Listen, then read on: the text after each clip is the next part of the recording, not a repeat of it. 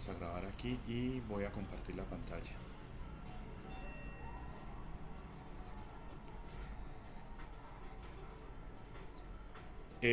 No, Alexandre, instale un software porque ya parece que no, ya no se puede. Carolina, habla. Bien, bien, y vos. No sé si de pronto me expliqué mal, pero sí, la idea era de pronto llegar a un acuerdo con ustedes de mover esta clase. Pero como no se pudo, entonces simplemente vamos a seguir en este horario, terminamos semestre así. Yo ya veo cómo cuadro el otro compromiso pues que tengo para este año. Listo. O sea que seguimos los miércoles en este horario. A propósito, no pregunté por el lunes. Yo no sé si de pronto el próximo lunes alguno tiene problema, el lunes de 6 a 8. ¿Qué me dicen?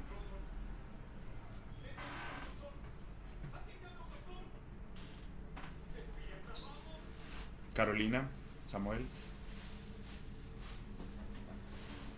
Ah, bueno, si es posible, ya faltaría solamente Mel, que ahorita le pregunto.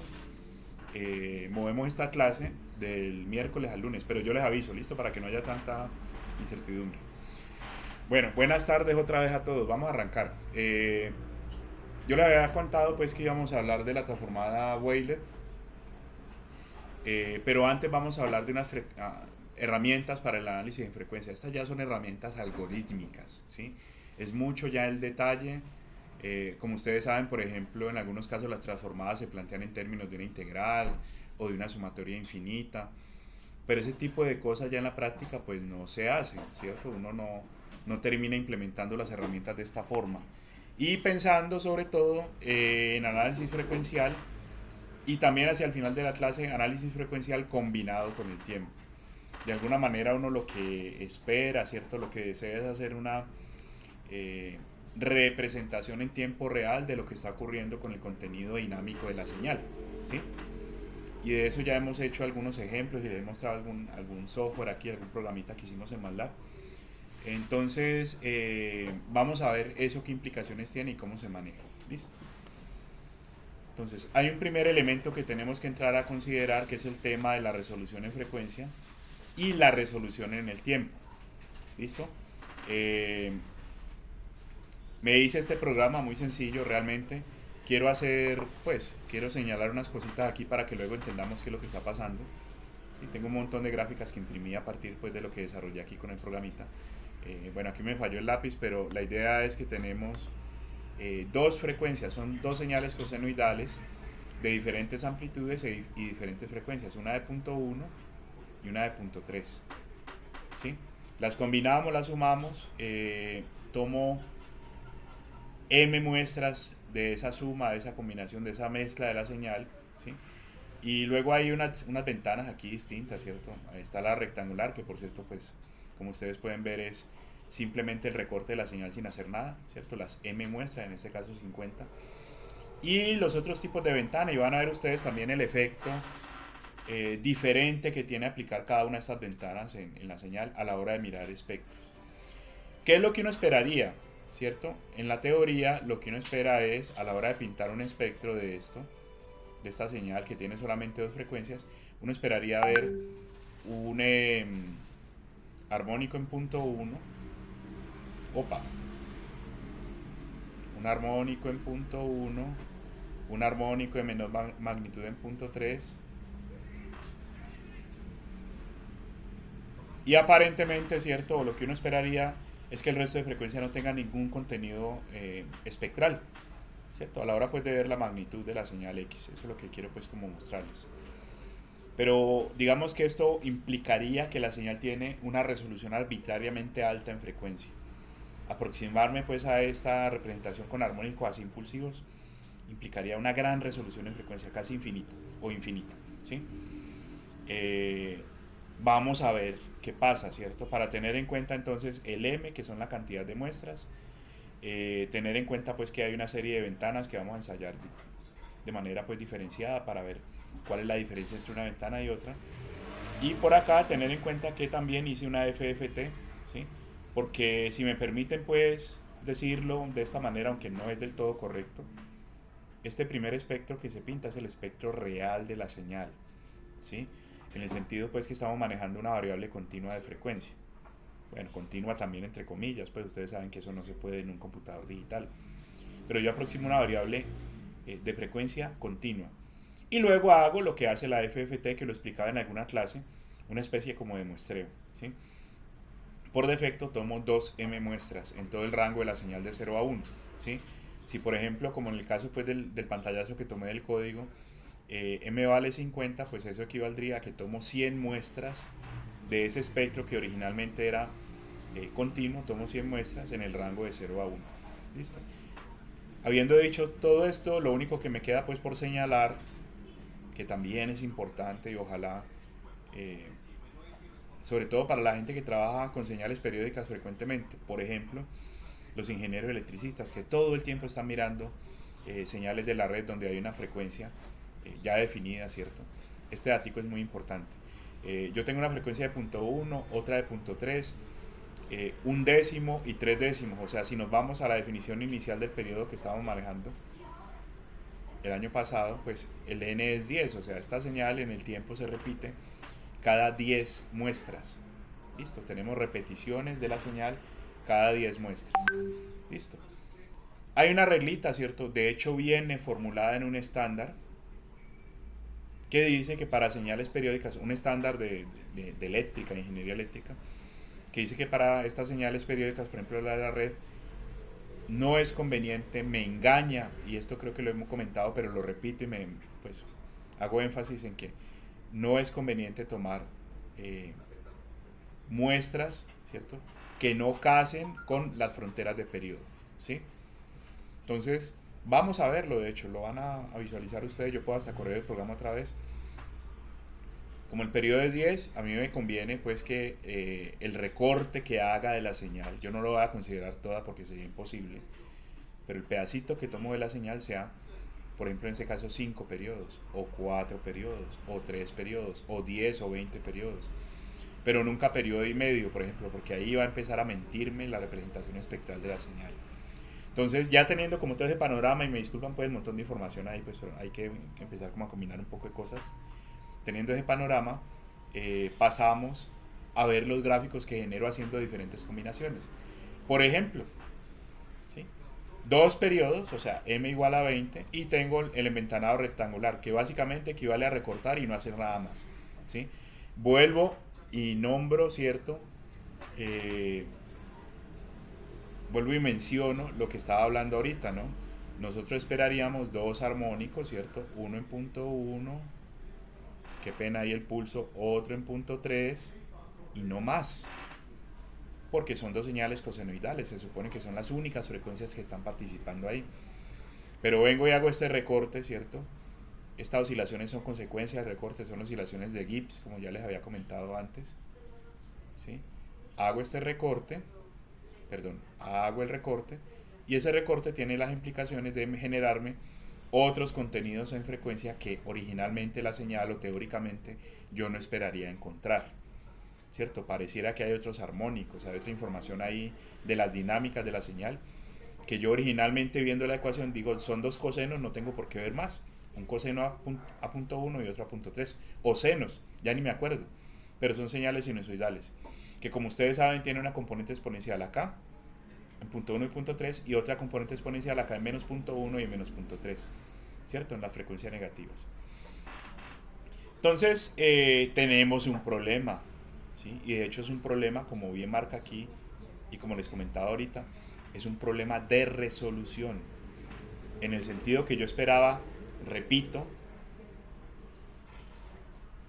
dos armónicos, ¿sí?, dos impulsos localizados en punto 1 y punto 3, o de pronto también verlos de menos punto 1 y punto 3 y acomodo pues los ejes y todo lo que hemos hablado, ¿sí?, pero no más de ahí. Y ahora parece que tengo información como ensanchada, ¿cierto? Como que ese armónico no es una sola frecuencia, sino que es como un lóbulo. Miren toda esta información que hay aquí, diferente de cero. O sea, es un lóbulo que ha generado ese armónico, y aparte de eso la energía también se ha repartido en unos lóbulos laterales a otras frecuencias, ¿sí? Y repito, eso no era lo esperado. Entonces, en primera instancia vamos a hacer cambios referentes al tipo de ventana, ¿sí? Repito, la rectangular es recortar y no hacer nada más, Me quedo con las muestras así, el pedacito de señal y listo. Pero hay otras, ¿no? Y yo les comentaba cuando hablábamos de ese tema en la clase del año pasado, que era diseño de filtros FIR, hay un montón de propuestas de ventanas. MATLAB tiene como 12 tipos de ventanas distintas, la gaussiana, la Hamming, la Hanning, la Blackman, la Taylor, ¿sí? Vamos a ver unas 4 o 5 ventanas distintas a ver qué tanto me cambia el espectro. Entonces voy a borrar ese montón de garabatos que hice, ¿sí? Y comparen, por ejemplo, la ventana rectangular con la ventana Bartlett, ¿sí? La ventana Bartlett básicamente es una envolvente con forma triangular. Creo que lo había comentado, pues, pero vuelvo y lo digo, ¿sí? Entonces, miren, me devuelvo, ventana rectangular, ventana Bartlett. Y hay una conclusión, digamos, obvia que uno puede sacar, es que se desmejoró, se degradó el asunto de la resolución. Si ustedes se fijan, y esto creo que lo habíamos hablado antes, si ustedes se fijan, aquí tengo unos lóbulos de cierto ancho, o sea, la energía de ese único armónico que yo estaba esperando se ensanchó y formó como un lóbulo, ¿cierto? Acá esos lóbulos son más anchos todavía, aunque aparentemente pues las oscilaciones bajaron, ¿cierto? De pronto por aquí hay alguna oscilación. Ya me quedaron estos lóbulos todavía más anchos de lo que estaban con el ventanado rectangular, ¿sí? O sea que he perdido como, sí, resolución es la palabra, pues, capacidad de distinguir en qué armónico puede estar esa información, ¿cierto? Ese coseno. Claro, usted puede encontrar aquí el pico, listo. Pero de todas formas queda como una incertidumbre ahí asociada al ancho del lóbulo, ¿sí? La incertidumbre se incrementa, se ensanchó, digamos, el armónico, ya no es como una sola frecuencia, sino que hay varias. Y cuando estamos hablando de gráficos como el espectrograma, que vamos a hablar ahorita, ¿cierto? Vamos a mirar un espectrograma, cómo se construye. Uno ve unas barritas de colores allí y dice, no, esa barra está muy ancha, ¿qué frecuencia tomo ahí? ¿Sí? Y eso es resultado justamente de esta resolución de acá. Entonces, la ventana Bartlett, por ejemplo, disminuyó las oscilaciones, ya no hay tanta oscilación, pero perdí resolución, gané incertidumbre, ya no sé, pues ya no tengo como un criterio tan claro para definir exactamente cuál es la frecuencia a la que corresponde este armónico o este otro de acá. Observen que M sigue siendo 20, es decir, tomé 2 periodos para poder sacar el espectro. Y esto es importante también, ¿cierto? Porque uno podría pensar, y de hecho lo vamos a hacer ahorita, ¿qué pasa si variamos el M, ¿cierto? Tomamos más periodos, por ejemplo. Pero tengan en cuenta pues que estamos hablando de una aplicación práctica, probablemente funcionando en tiempo real, que no se puede esperar a tener la señal completa para poder operar. Y va haciendo lo que hemos discutido de pronto en clases anteriores, va tomando fotos, ¿sí? Va tomando pedacitos de la señal y la analiza por partes. Pensémoslo de esa manera, ¿no? Estamos en una aplicación en tiempo real donde yo recojo 2 periodos de esta señal y los analizo. Y luego recojo los 2 siguientes y estoy todo el tiempo como analizando por mordiscos, esa es la palabra que usan en inglés, chunks. Analizo por mordisquitos de la señal qué es lo que está pasando con ella. Listo. Cambiamos de ventana, seguimos. Ah, bueno, y lo último que no había comentado es la que está en azul es la transformada en serio, pues, o sea, la transformada formal, o sea, la de variable continua. Y las barritas en negro, pues son la FFT, ¿no? Que como ustedes saben hace un muestreo y aproxima la transformada por medio de valores discretos. Miren ustedes pues que hay una coincidencia perfecta ahí, como era de esperarse, ¿cierto? La teoría lo dice. Y también miren que siendo m igual a 20, estamos tomando 40 muestras en el rango de 0 a 1. A lo último aquí terminan habiendo 20 o 21 muestras, pues en este rango de 0 a 0.5 está la mitad o la mitad más 1 de las muestras. Bien, cambiemos de ventana. Y ya aquí tenemos la ventana Hamming. De pronto no se mejoró mucho el tema aquí de resolución. De pronto lo que ocurrió acá es que el lobulito o los lobulitos aquí disminuyeron de tamaño. Entonces, por lo menos, ¿cierto? Mi conclusión ahí sería que por lo menos no hay unos armónicos como fantasmas, como si los había en las otras representaciones, de información que en teoría no debería estar allí, ¿cierto? Pues por lo menos ya los atenué bastante, ¿sí? Aunque, por ejemplo, aquí me marca un nivel de DC, cuando no lo había, ¿cierto? Esa señal estaba originalmente centrada en 0. Pero se ha ensanchado tanto la información de ese armónico, ese lóbulo es tan ancho, que alcanza a coger, ¿cierto? A extenderse, me perdonan la expresión, extenderse hasta frecuencia 0 y algo de esa energía alcanza a pegar aquí, ¿sí? Está también la ventana Hanning, ya ahí pues cada uno sacará sus conclusiones, ¿cierto? En términos de resolución no ha mejorado nada. Y la ventana Blackman, que para mí es la peor de todas cuatro o de las cinco, ¿sí? Porque pues miren cómo, por ejemplo, aquí en DC aparece energía, potencia, pues, y por acá también no llega siquiera a cruzar en cero. De todas formas, ahí tengo dos armónicos y con muy mala resolución. Y las ventanas, por lo menos las 4 o 5 que hemos hablado, no parecen resolver el problema, ¿sí? Y la rectangular, que es la mejorcita en términos de resolución, o sea, aquí en la rectangular los lóbulos son finitos, delgados, digámoslo así, tiene muchas oscilaciones de Gibbs, ¿cierto? Entonces también hay un problema ahí porque pues puedo leer información engañosa de lo que está ocurriendo con la señal. Por ejemplo, y para ponerlo en el contexto de un problema que estamos resolviendo ahorita en una tesis de maestría, en un trabajo de grado, uno podría estar analizando el contenido espectral de una señal para determinar si, por ejemplo, hay una falla. Normalmente las fallas en redes de distribución tienen alta frecuencia. Hubo un corto, hubo un problema con una rama que cayó en la línea de distribución o alguna cosa así. Esas dinámicas, digamos, de esas fallas son de alta frecuencia porque generalmente son de tipo impulsivo, ¿no? Duran poquito las fallas. O al menos el frente, digamos, es de muy alta frecuencia porque ocurren de un momento a otro. Entonces uno está como analizando el contenido espectral de la señal de la red, tratando de determinar si hubo o no hubo falla automáticamente. Y entonces estos lóbulos, por ejemplo, me engañan, ¿cierto? Pueden ser un problema para mí y por eso incluso el estándar IS 68025, si no recuerdo mal, ojalá estuviera Melqui, que entiendo que trabaja en esos temas. Ese estándar que es europeo habla de, por ejemplo, tomar múltiplos enteros de los periodos, ¿sí?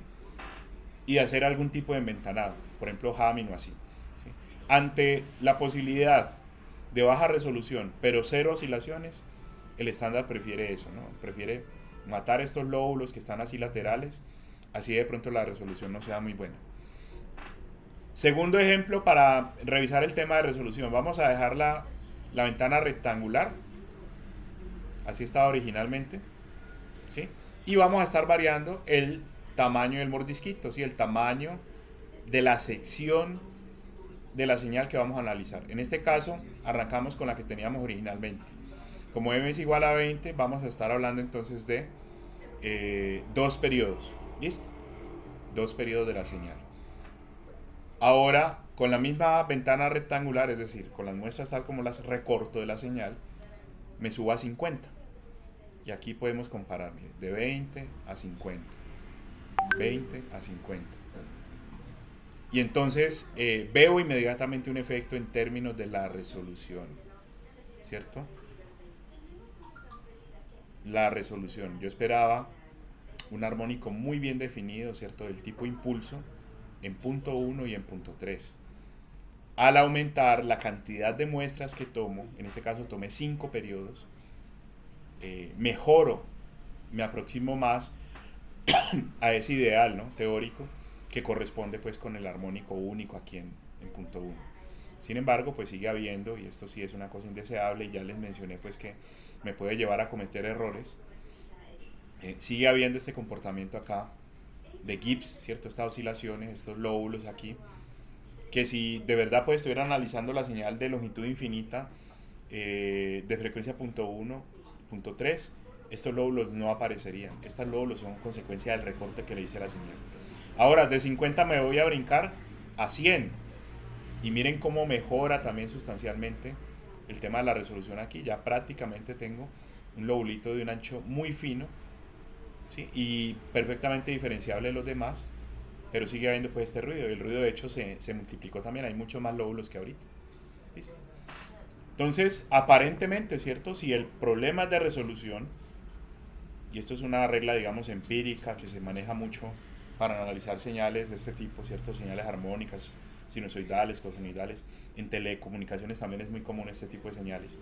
Entonces, si el problema es resolución, si el problema es poder diferenciar bien en qué punto hay información armónica, en qué punto hay una dinámica de cierta frecuencia, lo más conveniente es tomar hartos periodos de la señal, ¿sí? Aquí vamos en 10 periodos, con m igual a 100. Listo. Ahora uno puede de pronto pensarlo así, ¿cierto? Bueno, va a tomar 100 periodos, pero no maneje una ventana rectangular. Pues maneje una, así pierda un poquito de resolución acá, maneje un enventanado que le permita de pronto minimizar estos efectos de recorte, ¿no? Estas oscilaciones de Gibbs. Ya para terminar, ¿cierto? Uno podría pensar, es que el problema es resolución, no se preocupe. Incrementemos la resolución de la FFT. Es decir, dele más puntos a esa aproximación del espectro. ¿Sí? Y volvemos al caso inicial, ¿cierto? Ventana rectangular, m vale 20, o sea, estoy tomando 2 periodos para analizar la señal. Tengo el espectro continuo, que sería la transformada de Fourier. Y tengo la FFT, en este caso con 40 puntos. ¿Sí? Que era por defecto, les mostraba yo, 2M, ¿no? En el código mostraba 2M, 40 punticos. ¿Sí? 40 punticos distribuidos de 0 a 1, aquí me da 21 puntos en este rango. Entonces, mucha gente tiene este problema, ¿cierto? Conceptual, y ojalá ustedes no, ¿cierto? De aquí en adelante entiendan que el tema de la resolución en frecuencia no se resuelve incrementando la cantidad de puntos. Uno podría pensar eso, ¿no? Necesito el armónico bien definido en punto 1 y en punto 3. No le maneje tan poquitos puntos a la FFT. ¿Sí? Manéjele más. Y, por ejemplo, brincamos de 40 a 100. Y ya vieron, ¿cierto? Me voy a volver para que miren la diferencia. Qué pena. De 40 puntos, observen, a 100. La respuesta es, no hay ninguna diferencia. Usted tiene una mejor aproximación de lo que sería la transformada de Fourier, de esa señal o ese recorte, ese mordisquito que sacó de la señal, ¿sí? Tiene una mejor aproximación con 100 muestras que con 40, pero el fenómeno, ¿cierto?, de Gibbs y todo el cuento de la resolución y todo lo que hemos venido hablando sigue siendo vigente. Entonces, has aproximado mejor una onda, que era la que está en azul, ¿cierto?, que ya tenía los problemas de resolución y de oscilaciones. Entonces, este tema, pues, de mejorar la resolución de la aproximación discreta que hace la FFT, realmente no tiene ninguna implicación en términos del problema que he venido hablando desde que empezó la clase, que es la resolución de las señales. ¿Listo? Aquí hay una solución de compromiso como intermedia, ¿no? en la cual hemos manejado 12 periodos de la señal, o sea, manejamos hartos periodos para mejorar la resolución, ¿sí? Para que estos lóbulos den finos, delgaditos. Mejoro la resolución de la señal en frecuencia. Y aparte le puse una ventana Hamming, que no es que tenga muy buen desempeño en términos de resolución, pero sí minimiza o anula todos estos lóbulos que con un enventanado rectangular aparecerían acá. Entonces ahí como que estoy manejando las dos cosas, ¿cierto? Buena resolución en frecuencia y al mismo tiempo no aparecen estos lóbulos aquí a los lados que me generan información espuria y que me puede llevar a cometer errores a la hora de analizar la señal. Voy a detenerme allí. ¿Alguna pregunta o comentario?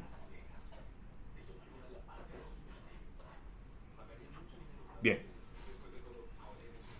Entonces, de esto que hemos venido hablando, yo creo que queda una conclusión importante. De hecho, ahorita esa conclusión la vamos a volver una ecuación, una inecuación. ¿La conclusión cuál es? La resolución en frecuencia y la resolución en tiempo tienen una relación que parece inversa. Me explico. Vuelvo y pongo, porque es el que conozco de primera mano, el ejemplo de la detección de fallas en una red eléctrica como la que tienen ustedes en su casa. ¿Sí?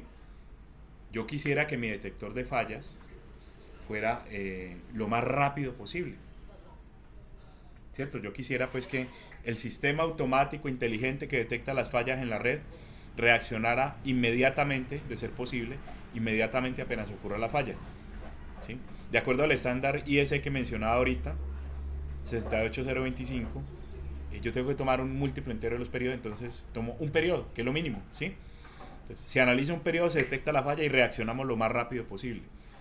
Entonces, eso me da alta resolución en el tiempo. Tengo una resolución en tiempo alta, o sea, unos tiempos muy cortos. Sin embargo, como ya ustedes mismos vieron en ese montón de gráficos que acabamos de mirar, una pequeña resolución en tiempo, o sea, una resolución fina en el tiempo, implica resoluciones muy pobres en la frecuencia. ¿Sí?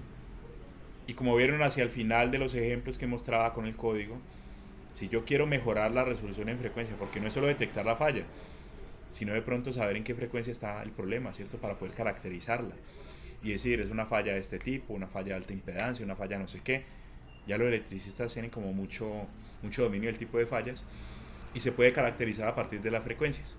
Entonces detecto la falla muy rápido, pero no tengo exactitud en cuanto a qué frecuencias están involucradas. Tengo unos lóbulos anchotes que me pueden llevar a engaños, ¿sí? Y lo contrario era, bueno, mejoremos la resolución en frecuencia, ponga 12 periodos, última gráfica, ponga 12 periodos de la señal. Acabo de mejorar la resolución en frecuencia, pero ¿a costa de qué? A costa de, bueno, tengo lobulitos muy finos, ya puedo medir más o menos en qué frecuencia está el problema, la falla, ¿sí? Pero eso se hace a costa de perder resolución en tiempo. ¿Por qué? Porque ahora tengo que esperar a tener 12 periodos de la señal grabados para poder reaccionar y para poder hacer la detección de la falla de manera efectiva. Entonces, ahí está, digamos, la conclusión, ¿no? Las resoluciones terminan siendo inversamente proporcionales, lo cual no es una sorpresa también porque tiempo y frecuencia son inversos entre sí, ¿sí? Son variables inversas. Entonces, si yo mejoro la resolución en un dominio, el dominio del tiempo, pierdo resolución en frecuencia y viceversa. Esto es lo mismo que pasaba con un problema de la física a principios del siglo pasado. ¿Sí? Si no recuerdo mal, me corrigen, creo que la idea era medir momento y velocidad, ¿sí? O como dice el meme allí, tiempo y lugar, era medirlo simultáneamente y este señor Heisenberg demostró matemáticamente que medir uno con precisión desmejoraba, le metía más incertidumbre a la otra medida, ¿sí? Lo que llaman principio de incertidumbre. Y ese mismo principio aplica en el contexto de procesamiento de señales para frecuencia y tiempo, ¿sí? Cuando yo mejoro una resolución, forzosamente la otra se tiene que desmejorar. Y eso está caracterizado pues por el principio de Gabor, así se llama, que me dice básicamente que la resolución, esto es en análoga, ¿no? En continua, por eso la frecuencia está en mayúscula aquí. Entonces, la resolución de la frecuencia angular del omega multiplicada por la resolución en tiempo siempre será mayor a 2pi. No tengo de otra, ¿cierto? Si yo mejoro la resolución en tiempo, o sea, le bajo a los tiempos, inmediatamente pierdo por acá en cuanto a frecuencia. La incertidumbre de frecuencia se ve incrementada. Nuevamente paro allí, no sé si otra vez, comentario, pregunta. Entonces aquí tenemos un problema, ¿no? Que es lo que dice abajito. No se pueden lograr resoluciones arbitrariamente altas en ambos dominios de manera simultánea. Y entonces aparece el tema pues de qué resolución me conviene para analizar en un problema y qué herramientas tengo y en cuáles puedo cambiar o no puedo cambiar este cuento de la resolución, tanto en tiempo como en frecuencia. ¿Listo? Eso es un tema de estudio importante y de hecho la transformada Weyl ha tenido como tanta relevancia, ha sido como tan exitosa, justamente porque en ella uno puede manejar diferentes resoluciones dependiendo de qué banda de frecuencia o qué segmento de la señal quiere analizar, ¿sí? Hacia el final de la clase y sobre todo la próxima del viernes vamos a entender este tema de la multiresolución. Esto se va a tratar. ¿Listo? El caso, por ejemplo, de la transformada de Fourier dependiente del tiempo o la transformada de Fourier de tiempo corto, que viene siendo lo mismo, la resolución es única, usted la tiene que definir a priori, mientras que en el caso de la Weyl sí tenemos la opción de irla variando en función de las bandas de frecuencia que quiero estudiar. Listo. Entonces, ya hablando de herramientas, ahora sí pasamos pues a entrar a analizar herramientas concretas, ¿cierto? Hay unas donde el tiempo queda embebido ahí, no hay forma de determinar información de tiempo, ¿sí? El tiempo se pierde del todo. Obviamente al tener, la palabra sería incertidumbre infinita en el dominio del tiempo, es porque tengo una gran resolución en frecuencia, ¿sí? Las dos herramientas que se trabajan en esos temas son el periodograma y la transformada de Welch. La vamos a hablar aquí rápidamente. Y ya cuando quieres involucrar información de tiempo, porque por ejemplo me interesa saber la falla del sistema en qué momento ocurrió, ¿sí? Yo, por ejemplo, sería muy curioso, me da mucha curiosidad, quisiera ver, por ejemplo, en señales de tipo biológico, ¿sí? Si de pronto, y pasa de hecho, o sea, yo no tengo la experiencia, pero yo sé que un médico viendo, por ejemplo, la forma de un electrocardiograma, de un ECG, dice aquí hay arritmia, o sea, que hay cosas raras, hay dinámicas que normalmente la señal no debería tener. Entonces sería interesante de pronto, de hecho, conozco por una tesis que ayudé, asesoré en algún momento, interesante, están analizando en tiempo real las señales del ECG y que cuando de pronto el sistema automáticamente detecta ciertas dinámicas que no deberían estar, pues se le prende una alarma pues al paciente, le dicen pilas que usted está, por ejemplo, experimentando una arritmia, usted tiene problemas, algo está raro ahí pues, y ya el paciente pues puede actuar en consecuencia. Voy a hacer un paréntesis para contar una experiencia con ese proyecto que fue muy bacano, muy bonito. Cuando usted de pronto cambia de actividad, está sentado, y esto lo sabemos todos, ¿cierto? Uno está sentado, relajado, está acostado, y se para y empieza a caminar rápido, pues ahí hay unas dinámicas que son propias de ese cambio de actividad, ¿cierto? De estar inactivo a, a moverse de pronto y a moverse rápido, pues eso genera ciertas frecuencias pues que originalmente o que normalmente un electrocardiograma no tendría. Teníamos un problema con eso, porque entonces pasaba justamente lo que acabo de escribir, ¿cierto? El paciente iba con su monitoreo de ECG y de pronto empezaba a caminar más rápido y tal, y le disparaba alarmas. Entonces nos tocó complementar la información de ECG con información de movimiento. Y ahí hay un trabajo de grado que hizo un muchacho de control, de pregrado, que con el celular se capturaba información de acelerometría y el sistema decía, en este momento la persona está sentada, o está acostada, está quieta. En este momento va subiendo escaleras, va bajando escaleras, va caminando, va corriendo. Y entonces ahí teníamos que combinar lo del sistema de monitoreo del ECG con la información que botaba la aplicación de acelerometría para poder decir, mira, se aceleró, pero era porque empezó a caminar.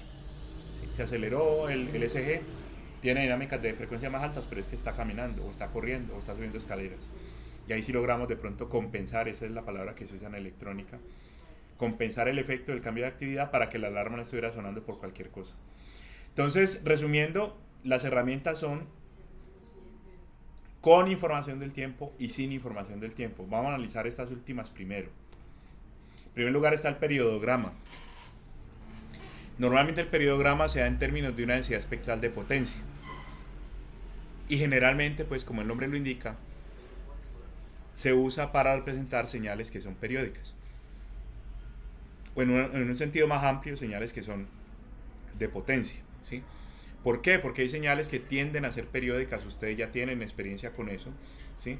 Y digamos que la condición, más bien, en vez de hablar de periodicidad, podríamos, por ejemplo, poner el tema de las mareas, o el tema del ciclo menstrual, o el tema, por ejemplo, de la periodicidad del ritmo cardíaco. No son señales periódicas en el sentido estricto, pero tienden a repetirse en el tiempo, ¿sí? Entonces, hablando ya de la definición formal teórica de este tipo de procesos, se le llama proceso aleatorio estacionario en gran medida, ¿no? En un sentido amplio, ampliamente estacionarios. ¿Sí? Cuando uno tiene ese tipo de procesos o ese tipo de señales, aplica el periodograma, ¿no? Porque usted, repito, puede inferir que allá hay ciertas repeticiones, aunque no pueda de pronto pasar la prueba de periodicidad estricta, que es la que hemos venido hablando desde hace rato aquí en el curso. Listo. ¿Qué es lo que me permite a mí el periodograma? Como estamos hablando de una densidad espectral de potencia, yo puedo determinar cómo está distribuida dicha potencia de la señal sobre un rango de frecuencias determinado. ¿Sí? Es determinar o definir cómo se reparte la potencia que tiene la señal, cómo se reparte en el espectro, ¿cierto? En las frecuencias. Una de las formas, ¿cierto? La que más se usa es para hacer estos cálculos de densidad espectral de potencia, la autocorrelación. Listo, ya vamos a entrar a definir esto, pero uno por autocorrelación puede entrar a calcular, ese es el algoritmo pues por defecto que se usa, entrar a calcular la densidad espectral de potencia. Creo que incluso ya lo había mencionado. Entonces tenemos las señales o los procesos, ¿cierto? Aleatorios, estacionarios en amplio sentido. Las condiciones aquí son básicamente que el primer momento y segundo momento de la señal estén fijos, o también lo ponen en términos del promedio y de la desviación estándar. Si usted tiene una señal que tiende a ser aleatoria, ¿cierto? Pero tiene un promedio constante, promedio constante, y una desviación estándar constante, y tiende a repetirse en el tiempo, pues puede aplicar esta herramienta para poder ver su periodograma. Entonces, cuando uno tiene señales de este estilo, esto significa estacionario en sentido amplio, este WSS, uno podría calcular la autocorrelación como esto, ¿cierto? El límite cuando n tiende a infinito. Realmente esto que tienes aquí es la autocorrelación en un rango finito, ¿sí? Pero siendo estrictos habría que poner ese rango pues a atender a toda la duración de la señal, ¿cierto? Muchas veces esto no es posible, uno lo que tiene es un pedazo de la señal, ¿cierto? Un tramo de la señal. Entonces, pues cuando la señal no está disponible quitamos el límite, ¿sí? Y esto fue por ejemplo lo que hicimos con las mareas. Si uno quisiera realmente trabajar las mareas de una manera correcta, de acuerdo a lo que dice la teoría, habría que considerar toda la señal, ¿cierto? Todo el recorrido de la señal, todos los posibles desfases de la señal. Pero pues obviamente eso no se puede, ¿cierto? Y para un mesecito que había de datos disponibles, no sé si alguien me recuerda el tamaño de la tabla, ya la tabla era bastante grande, la tabla de datos pues de marea, porque era un periodo de muestreo de un minuto. Un minuto, pues una muestra cada minuto durante un mes, pues genera un gran volumen de datos alto. Entonces no puedo tener toda la muestra, entonces aproximo la correlación, ¿cierto? Y pongo límites finitos a los desfases que voy a aplicar a la señal para compararla contra ella misma, ¿sí? Esto ya ustedes lo saben y hasta lo montaron en el laboratorio, ¿no? Para el caso de las mareas. La densidad espectral de potencia entonces se calcula como, otra vez pensando en toda la señal, ¿cierto? Como básicamente la transformada de Fourier de la señal de autocorrelación, ¿sí? Esta expresión, poniendo límites infinitos acá, es la transformada de Fourier de la señal de autocorrelación, ¿sí?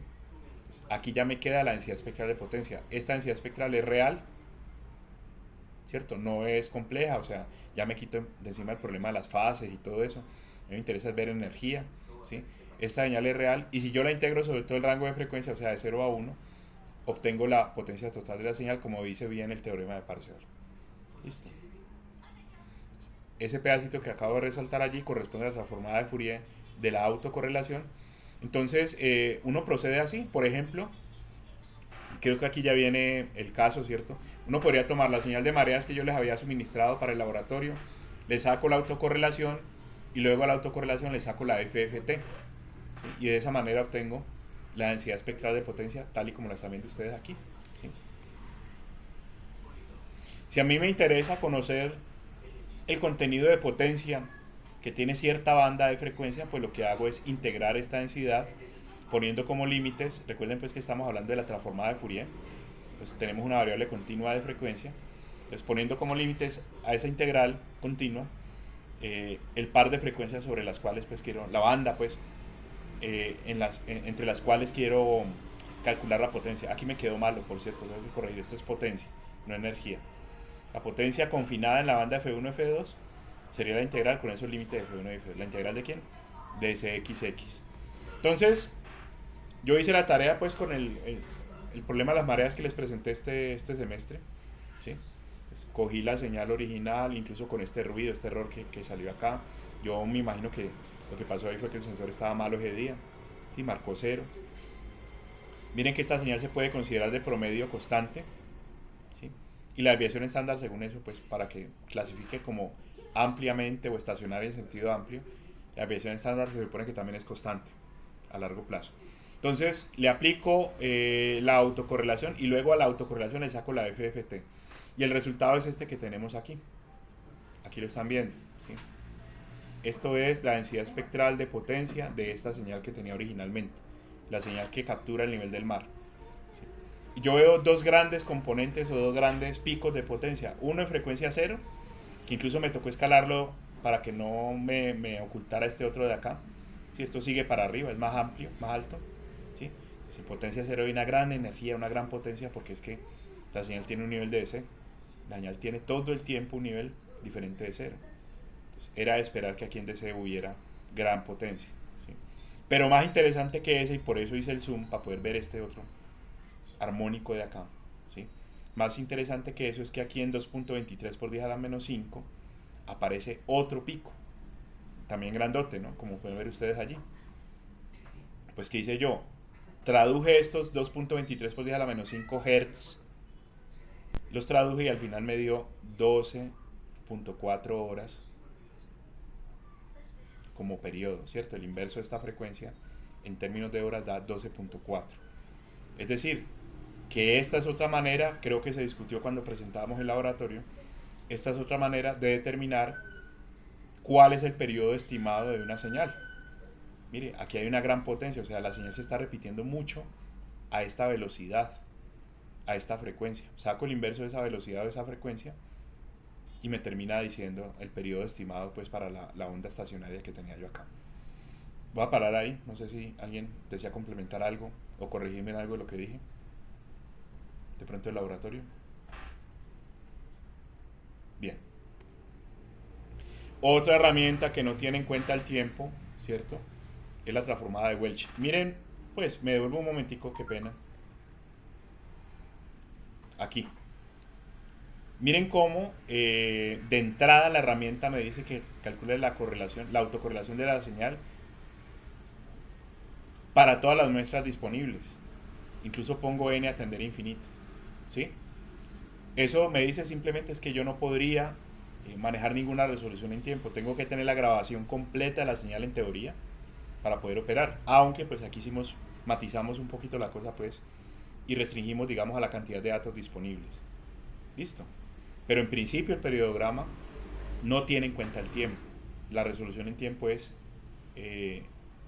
muy mala, ¿no? La incertidumbre en el tiempo es infinita. Usted no sabe en qué momento ocurre un fenómeno, si es que quiere estudiar de pronto de manera transitoria, ¿cierto? Instantánea, lo que está ocurriendo con la señal. Y asimismo también en la transformada de Welch, ¿sí? Voy a escribir un poquito lo que dice el algoritmo, porque esto también le llama método de Welch en vez de transformada. Básicamente está basado en periodograma también. Pero mire lo que estamos haciendo acá. En este caso, para la transformada de Welch, uno toma segmentos de la señal, ¿sí? Que pueden estar solapados entre sí. Tomo segmentos de la señal. A cada segmento de M muestras le saco el periodograma. Bueno, primero hay que enventanarlos, que espero que ustedes entiendan ya qué significa esto. Le pongo, por ejemplo, una ventana Hamming o alguna de estas que estábamos mencionando al principio, justamente para eliminar esos lóbulos espurios, esos lóbulos de Gibbs, que son consecuencia del recorte. Entonces, enventano cada segmentico, saco el periodograma, que básicamente aquí se calcula de manera diferente, se calcula como la FFT al cuadrado, ¿sí? Y al final, con ese montón de periodogramas que tengo, saco un promedio. Y la idea del promedio es justamente quitar cualquier ruidito transitorio que hubiera podido ocurrir durante la duración de la señal. ¿Sí? Estamos como yendo en sentido contrario del sistema de detección de fallas que estaba mencionando ahorita. Si de pronto por ahí eventualmente para una ventana de tiempo hubo un ruido transitorio, el promedio de los periodogramas que he tomado sobre los diferentes segmentos tenderá a quitar ese ruidito y me quedo solamente con la información que ha permanecido de manera constante durante todo el tiempo, durante todos los segmentos que he entrado a considerar. No sé si el algoritmo escrito así con palabras se entiende, yo más bien se los planteo aquí con un gráfico, ¿cierto? Tengo mi señal XDN que está evolucionando en el tiempo. Podría pensar, como sugiere el gráfico ahí, que la duración es infinita, o sea, viene desde hace mucho tiempo, sigue generando, el tiempo evoluciona para este lado de acá, ¿cierto? O el N evoluciona para acá, ¿sí? Entonces el tiempo está avanzando, va a seguir generando muestras. Y yo lo que hago es, me paro en el segmento que está marcadito aquí, el segmento K, ¿sí? Multiplico punto a punto el segmento K por una ventana, por ejemplo una ventana Hamming, digamos, por decir algo.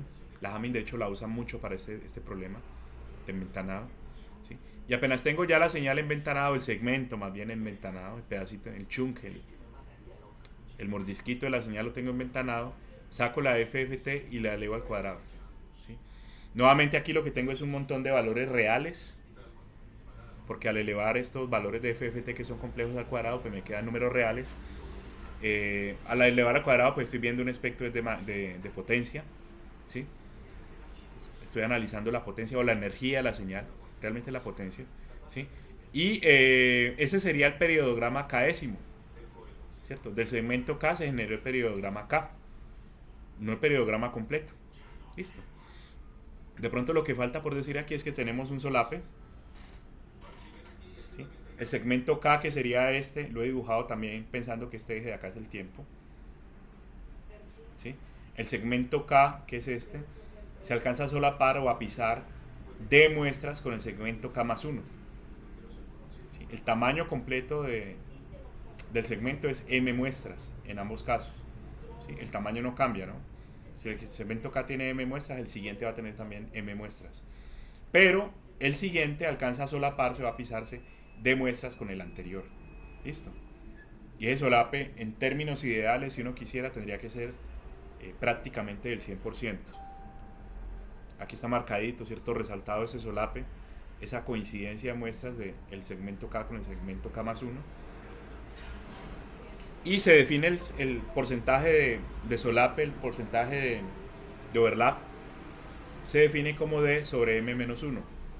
Por ejemplo, si este segmento K se alcanzara a pisar M menos 1 muestras con el siguiente, o sea que realmente solo una muestra es la que no coincide acá, ¿sí? Si eso pasara, tendríamos un overlap o un solape del 100%. Si de pronto lo que yo quiero es haber analizado este segmento y luego analizar el segmento inmediatamente siguiente sin ningún tipo de sin ningún tipo de solape,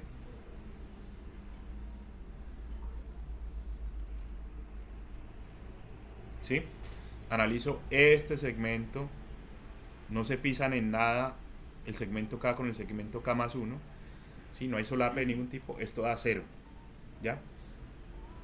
Entonces les decía, en la teoría pues se esperaría que el solape fuera del 100%, o sea que solo me brinco o avanzo una muestrica, pero se imaginarán que eso para tiempo real puede ser bastante costoso en términos de cálculos y muy demorado, y entonces así no sea lo más correcto, en la práctica uno termina manejando un D bastante menor que M-1 o incluso un D igual a 0, en el cual no hay ningún tipo de solape, ¿sí? Eso es lo que me lleva finalmente a que algunas dinámicas quizás no alcance a cogerlas, a capturarlas de manera correcta a la hora pues de analizar la señal. Entonces, ¿qué falta decir aquí? Simplemente pues que de los L periodogramas que yo tenga, pues tocaría sacar el promedio, ¿no? Entonces, aquí está la definición del periodograma P sub K. No sé si alcancen a notarlo ahí. Aquí hay un resalto, ¿cierto? Entonces, mire lo que estamos diciendo acá. Esto es X desde K por M hasta K más 1 por M menos 1. Si quieren, démosle valores a M, ¿cierto? Y valores a K. Por ejemplo, manejemos un M de 1000. ¿Sí? Entonces, y un K de 0, por ejemplo. Un K de 0, para que entendamos qué estamos queriendo decir aquí. Esto sería desde 0 hasta 999. O sea, estoy cogiendo el mordisquito, el segmento de 1000 muestras. ¿Sí? Y si K valiera 1 sería desde 1000 hasta 1999, o sea, el segmento inmediatamente siguiente. Y si K valiera 2, por ejemplo, sería desde 2000 hasta 2999.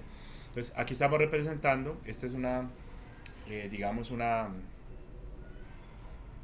es la forma, pues, la convención que usa MATLAB para representar los límites de un vector. No sé si Python sea lo mismo, ¿cierto? El dos puntos allí. Entonces, estamos representando el segmento K décimo. Esto de acá de la derecha es la ventana, ¿no? O sea, la Hamming o la que sea de tamaño 1000, por ejemplo. ¿Sí? A ese producto punto a punto le sacamos la FFT y al final sacamos el cuadrado. Aquí ya tengo el periodograma P sub K. ¿Sí? Periodograma P sub K. Una pequeña pregunta para que me ayuden un poco, para dejar de hablar tanto y para que despierten. ¿Cuánto es el solape en este caso? ¿Cuánto es el porcentaje de overlap en este caso? ¿Quién me ayuda?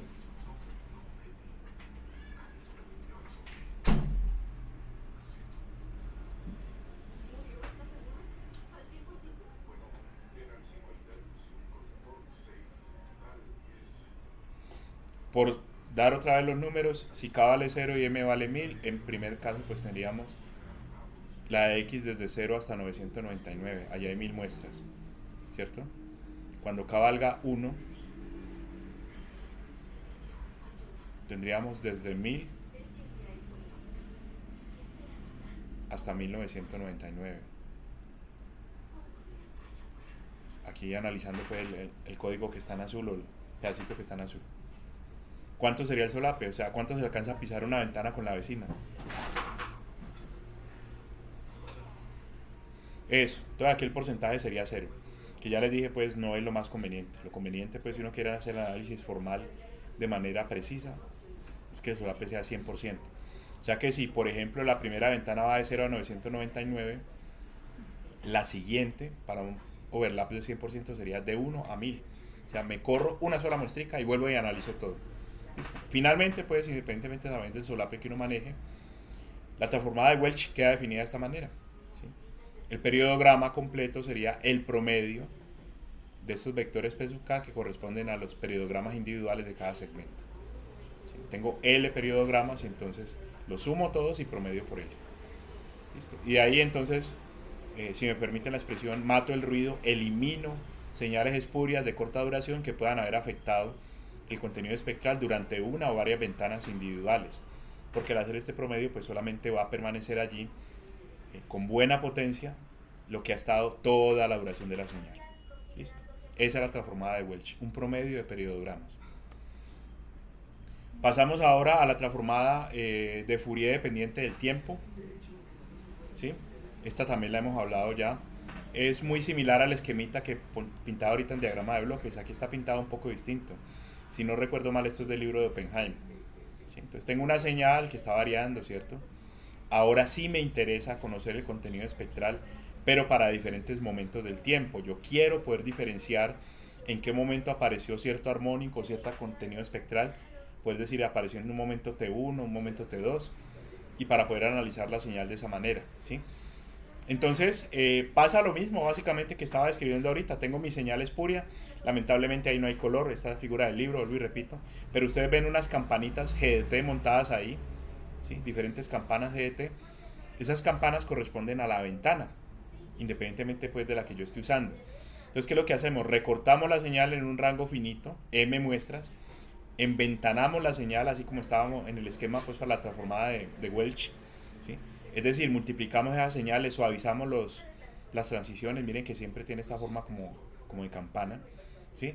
Entonces, suavizamos las transiciones, enventanamos la señal y ahora sí sacamos la FFT. Listo. Y entonces para cada posición distinta de la ventana tenemos una FFT distinta y al final podemos ver, como sugiere aquí la figura, podemos ver cómo el contenido espectral de la señal va evolucionando, va cambiando en el tiempo. Empezando por acá, por ejemplo, donde aparentemente hay como tres armónicos, tres picos.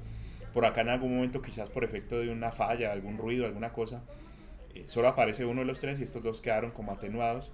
Y por acá al final vuelven a aparecer otros tres. Entonces uno podría decir, esta condición en este momento es una condición excepcional de la señal, ¿cierto? Algo le pasó a la señal aquí que no me aparecieron estos dos armónicos que sí aparecen el resto del tiempo. Y usted ya puede ahí tomar decisiones. Por ejemplo, ¿cierto? No lo estoy diciendo que sea así, pero podría ser una arritmia, ¿no? En el caso del ECG. Hay una arritmia, ¿no? Me cambió lo que yo esperaba ver de la señal. No aparecieron estos armónicos. Algo pasó. Esta es la transformada de Fourier en tiempo corto. Se llama de tiempo corto básicamente porque usted, como ya he dicho muchas veces hoy, no analiza la señal en su totalidad, sino que va tomando mordiscos, va tomando pedacitos de la señal y la analiza por partes, ¿sí? Y esto ocurre normalmente en tiempo real. Entonces, cada uno de estos mordiscos es las últimas M muestras que he venido capturando de la señal, analizo ese pedazo de la señal, tomo mis decisiones, ¿cierto? Decido qué es lo que está pasando, analizo pues qué es lo que ocurre con la señal, con el espectro, e inmediatamente después paso al segmento siguiente. Y vuelve y empieza todo otra vez, ¿cierto? Analizo, miro a ver qué condiciones raras puede haber y tomo decisiones. Y entonces vuelve y me llega otro volumen de datos y vuelvo a analizar y todo. Entonces, en tiempo real casi que uno podría detectar esas condiciones anormales, entre comillas, inmediatamente ocurren, ¿no? Estas condiciones problemáticas que pueda tener la señal y el espectro, las puedo detectar apenas ocurren o, pongámoslo así, en una ventana de tiempo de m muestras, ¿cierto? Esa es mi resolución en tiempo, que de hecho está pintadita acá. Voy a resaltar las dos campanas que hay aquí a la izquierda, ¿sí? Esta y esta campanita, ¿sí? Ese ancho de la campana sería la resolución en tiempo asociada a esta transformada de Fourier de tiempo corto, ¿sí? Resolución en tiempo, no. M muestras, como comentaba al principio con los ejemplos de los dos armónicos, podría decir uno, no, 2 periodos. Mi resolución en tiempo son 2 periodos. Yo tengo que analizar 2 periodos para poder decir si hay falla o no hay falla. Entonces, ahí está, digamos, resumido un montón de cosas referentes a esta transformada. Estos son un par de ejemplos. No sé si alcanzan a verlo, ¿cierto? Pero tengo una señal XDN, se llama chirp. Un chirp es una señal cuya frecuencia va aumentando gradualmente. El chirp se construye como un coseno, ahí está, ¿sí? De alfa por n al cuadrado, básicamente. Entonces, claro, en la medida en que n crece, o sea, en la medida en que el tiempo evoluciona, indirectamente se puede decir que la frecuencia del coseno se está aumentando. Entonces, ese es el, digamos, el comportamiento que ustedes logran ver acá, ¿cierto? Un comportamiento de una señal sinusoidal, pero en la medida en que el tiempo avanza, miren cómo la frecuencia aumenta o el periodo disminuye, ¿no? Aquí el periodo es anchote, aquí tenemos un periodo mucho más fino, más delgadito, consecuencia pues de ese n al cuadrado que tenemos acá, ¿sí? No sé si lo han, de pronto, quizás yo porque estoy como acostumbrado pues a este tema de procesamiento de señales, esto tiene un sonido característico, ¿cierto? Un sonidito especial. Y bueno, aquí tenemos 2 señales de estas donde el enventanado ocurre en momentos distintos, básicamente. El enventanado ocurre en 320, o sea, ese es el momento en el cual la ventana está funcionando, ¿cierto? 320, entonces pueden ver que la ventana coincide con unos periodos anchos, ¿no? Con baja frecuencia.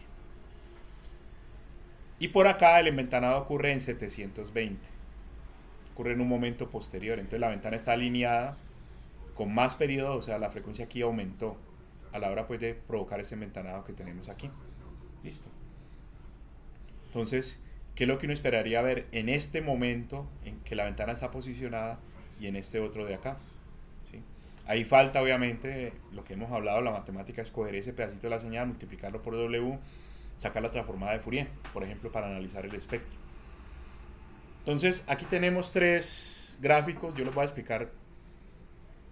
Es muy fácil explicarlos, mire. Este primer gráfico es un periodograma, porque abarca prácticamente la señal completa. Dice ahí arriba en la leyenda, no creo que alcancen a leer, pero yo les digo, en la leyenda dice que son 20.000 muestras, o sea, la señal completa. ¿Sí? La señal completa. Y entonces yo lo que veo, pongan aquí pues que la resolución de tiempo es muy mala, ¿cierto?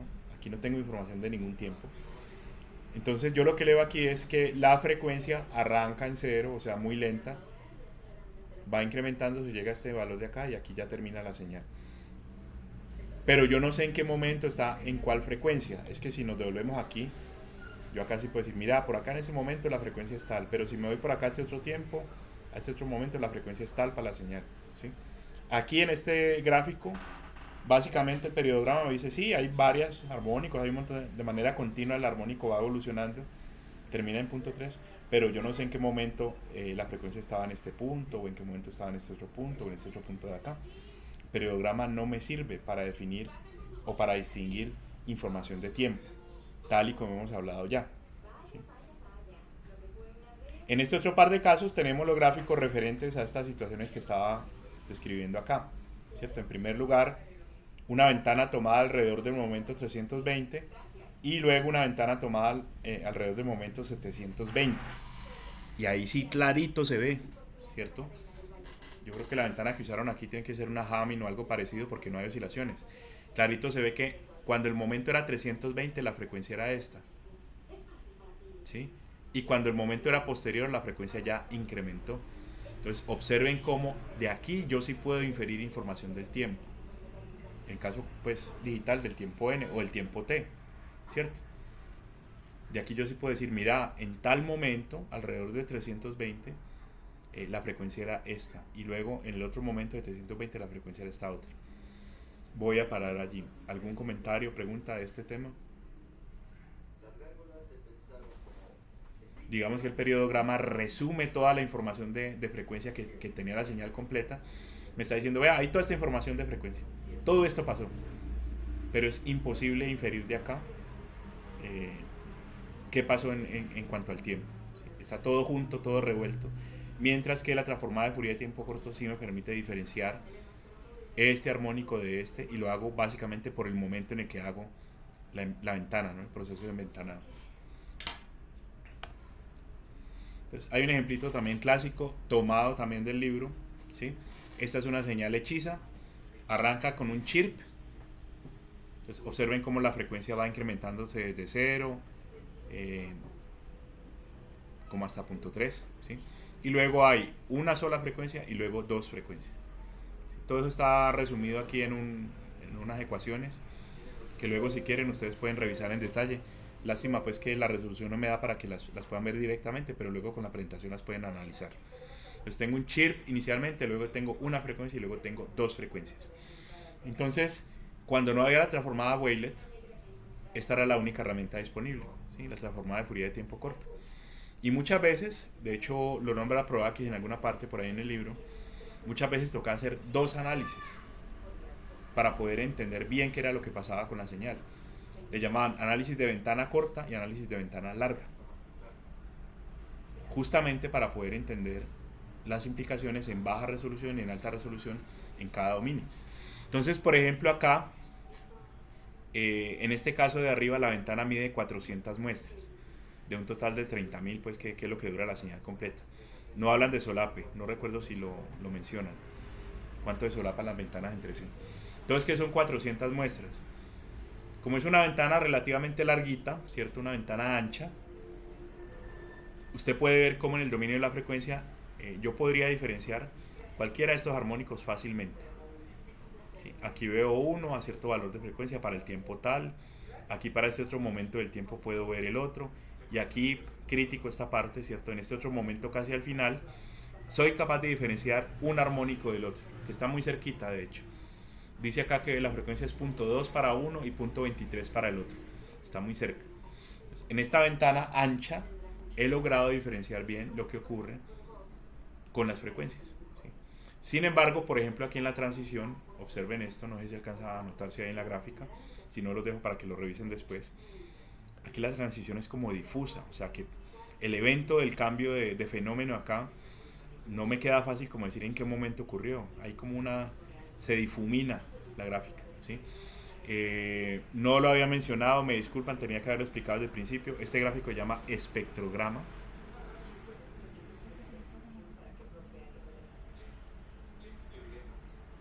De hecho, el comando en MATLAB creo que se llama así, igualito, ¿sí?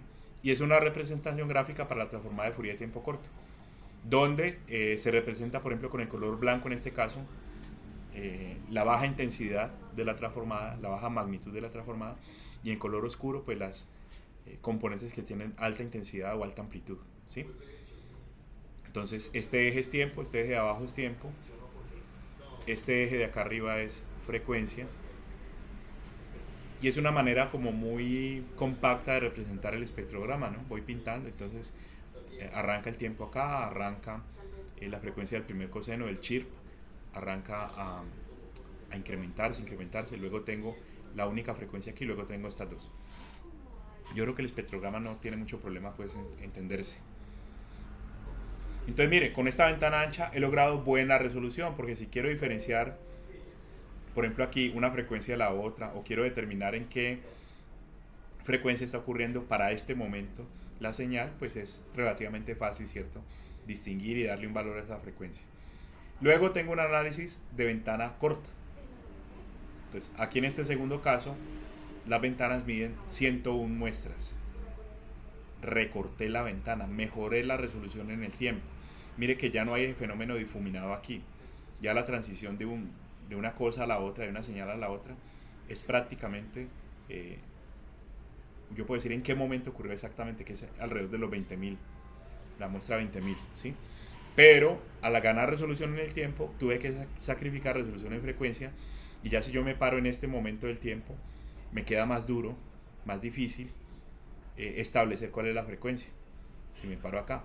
Y si me paro acá, por ejemplo, ese fenómeno de dispersión de la energía, esos lóbulos están tan anchos que ya aparentemente aquí lo que hay es un solo lóbulo, cuando realmente u originalmente lo que hay es dos cosenos distintos, pero los lóbulos están solapaditos, están pisados unos con otros, uno con otro, y ya no me queda fácil distinguir uno del otro acá.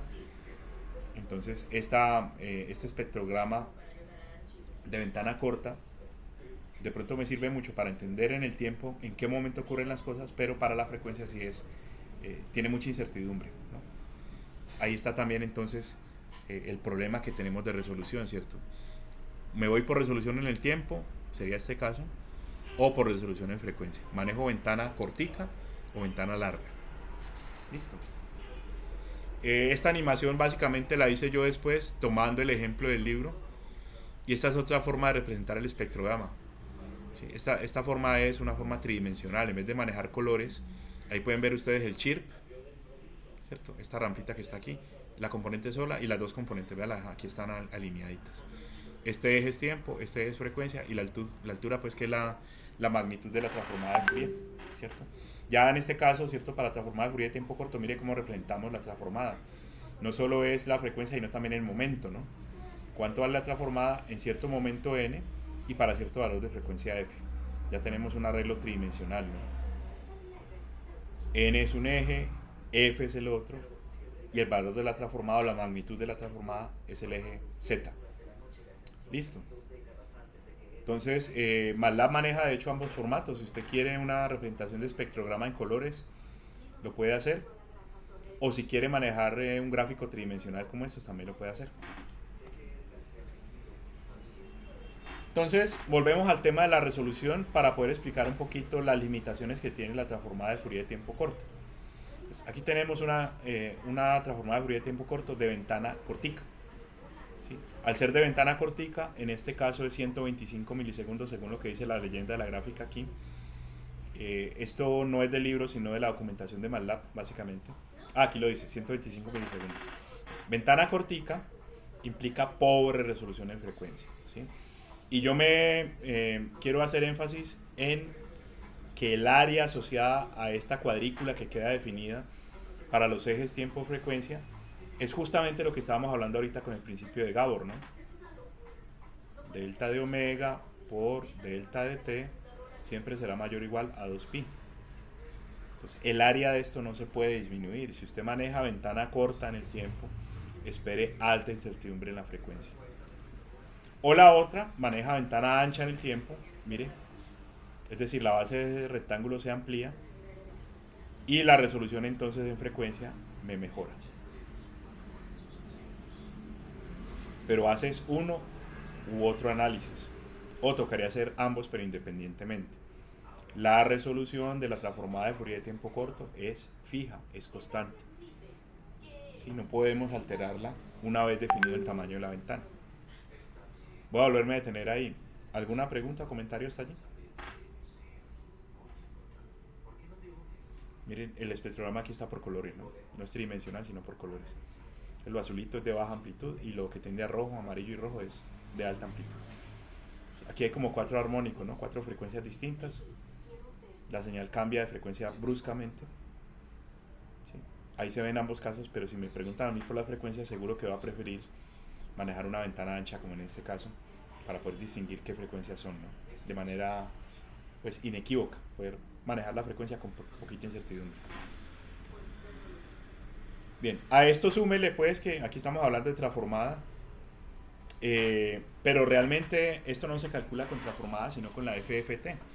Entonces, para cada ventanita de tiempo que usted maneje y cada secuencia de datos que usted tenga, al final termina armando una cuadrícula porque usted tiene que darle resolución en cuanto a la cantidad de muestras a cada FFT que va a calcular, ¿cierto? Aquí calcula una, aquí calcula la otra, aquí calcula la siguiente. Para cada ventana calculamos una FFT distinta sobre un conjunto de datos diferente, ¿sí?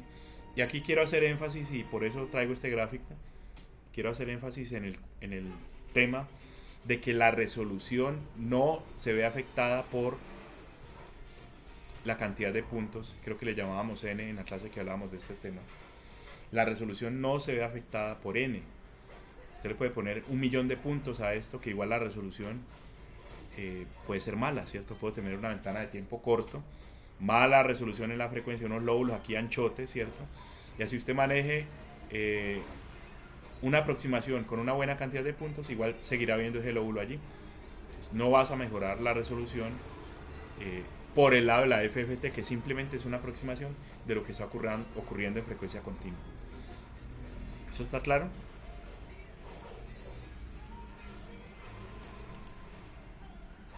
Vale. Este código ya lo habíamos visto antes, ¿cierto? Es una, digamos, una versión en MATLAB, ¿cierto? En software de un aparato que se llama analizador de espectro, que básicamente está haciendo lo que ya hemos hablado, ¿cierto? Una transformada de Fourier de tiempo corto.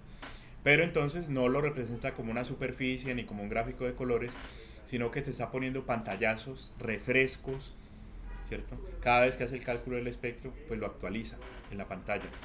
Y entonces, por ejemplo, en telecomunicaciones se usa mucho, en algunos casos en control también se usa. Uno está viendo en tiempo real cómo evoluciona el espectro de la señal. Por eso le llama analizador de espectro. Este aparato hace unos años era bastante costoso, pero ahora que la electrónica se ha vuelto muy barata y que tenemos procesadores muy rápidos, pues ya es más accesible. E incluso ahorita en el laboratorio de acá de la facultad, en el bloque M7, hay algunos osciloscopios que vienen incorporados ya con el analizador de espectro, ¿no? Es un modulito de software que trae el propio dispositivo.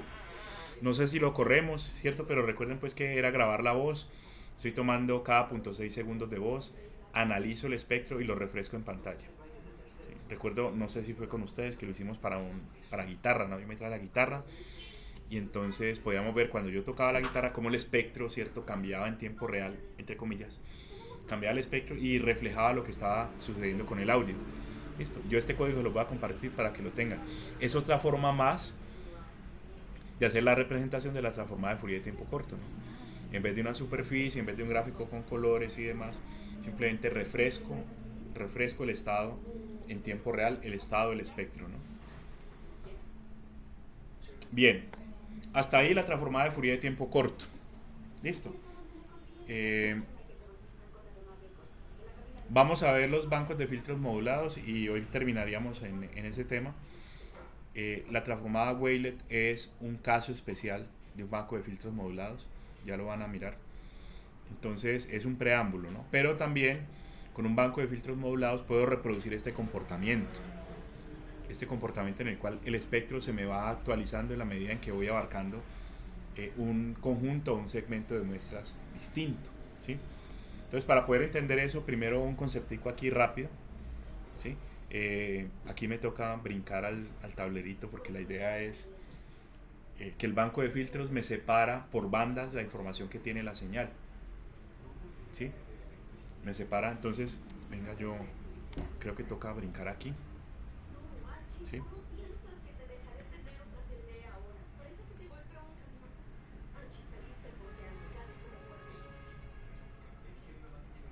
Entonces, pongamos que yo tengo una señal X, ¿sí? Y el espectro asociado a esa señal X pues tiene un armónico, yo necesito localizar ese armónico o quiero analizar en esta banda particular de frecuencias qué es lo que está pasando con la señal, ¿sí? Entonces hay dos formas de hacer esto y por eso la diapositiva, pues, y eso es lo que quiero explicar allá. Hay una primera forma en la cual yo tomo esta banda de frecuencias, ¿sí? Y la traslado aquí, y acá tengo un filtro paso bajos, ¿sí? Entonces tengo como un H, un filtro, voy a pintar aquí a la derecha, un filtro que es único,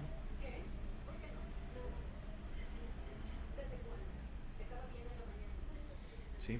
El mismo filtro siempre, es más, pues voy a pintarlo con sus dos lados, el lado negativo también, el mismo filtro siempre, ¿sí?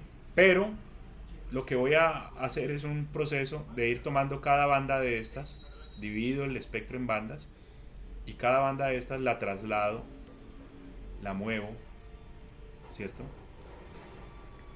A esta posición en la que tengo el filtro. Si hubiese información en otras bandas, el filtro se encarga de dejarme solamente la información asociada a la banda que estoy analizando en ese momento, ¿sí? En este caso pues la que tengo aquí subrayada. Luego analizo esta de aquí del vecino, ¿cierto? La banda vecina, y el filtro se encarga de eliminar todo lo demás. Entonces esa es una forma de operar. Muevo la señal, modulo la señal, desplazo la señal en la frecuencia y aplico un filtro genérico paso bajo, siempre el mismo, para ir separando la información de las diferentes bandas que contiene la información, la señal, ¿sí? Entonces, eso que estaba explicando allá gráficamente es lo que está ocurriendo aquí. Viene la señal, ya ha sido desplazada en frecuencia. Recordarán que hay una propiedad que dice que si una señal cualquiera es multiplicada por e a la menos j omega 0 t, se me corre el espectro omega 0 posiciones. Entonces, la moví, ¿cierto? La desplacé. Tengo mi filtro paso bajos, ¿sí?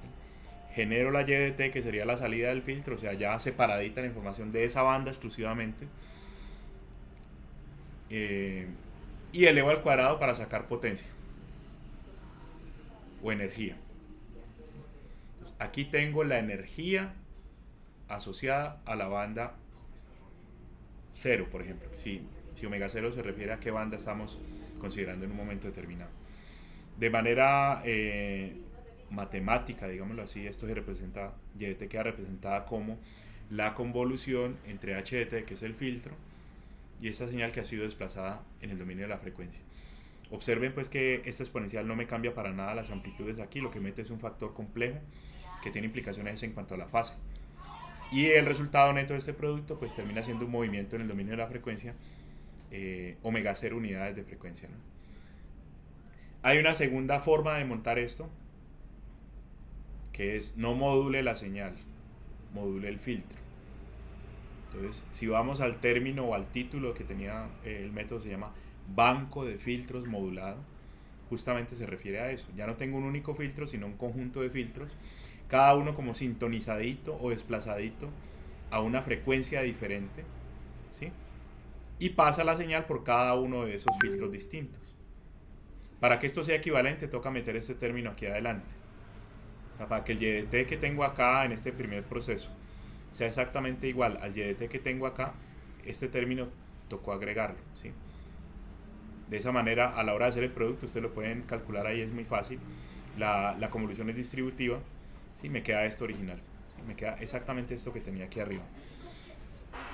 Pero este término que tocó meter ahí a las malas, forzosamente tocó incluirlo, este término en magnitud no tiene ninguna implicación.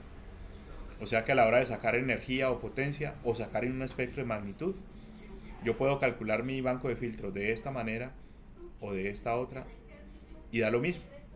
Listo. Esto y esto son equivalentes en magnitud. ¿Ok?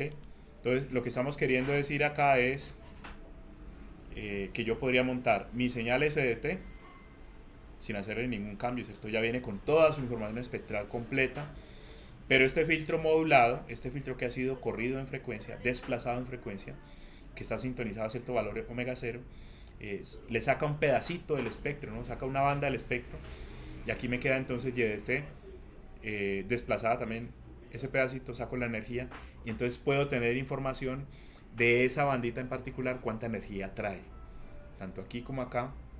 Ese es el resultado esperado, ¿no? La banda késima de la frecuencia, el punto de frecuencia tal, o el ranguito, el rango de frecuencia K, cuánta energía trae, para poder construir un espectrograma de esa manera, ¿no? Ustedes ya vieron que hay una resolución en términos discretos que ocurre para el dominio de la frecuencia, pues estamos como dividiendo, ¿cierto?, en intervalos la frecuencia, y a cada intervalo de eso le sacamos la energía para poderla representar en una matriz o en un gráfico tridimensional. ¿Pregunta hasta ahí? Bien. Entonces, más o menos, ignoremos este pedacito por ahora, ¿cierto? Esto lo explico ahora. Más o menos la idea es esta, ¿cierto? Tengo mi señal XDN, tengo un banco de filtros modulado, H de 0 sería un paso bajo, H de 1, que es el siguiente, sería un pasabanda ligeramente desplazado, H2 sería el vecino de H de 1, o sea, se desplaza un poquito más, así pasamos por H sub K hasta HN-1. ¿Sí? Cada filtro modulado de estos genera la información de una banda particular de XDN, y cada uno de estos de las salidas de estos filtros se conoce como el componente késimo de la señal original. ¿Sí? Aquí el downsampling ocurre porque yo no necesito tantas muestras para representar una fracción de la información. Entonces me puedo brincar, y ahorita vamos a ver con qué criterio se hace.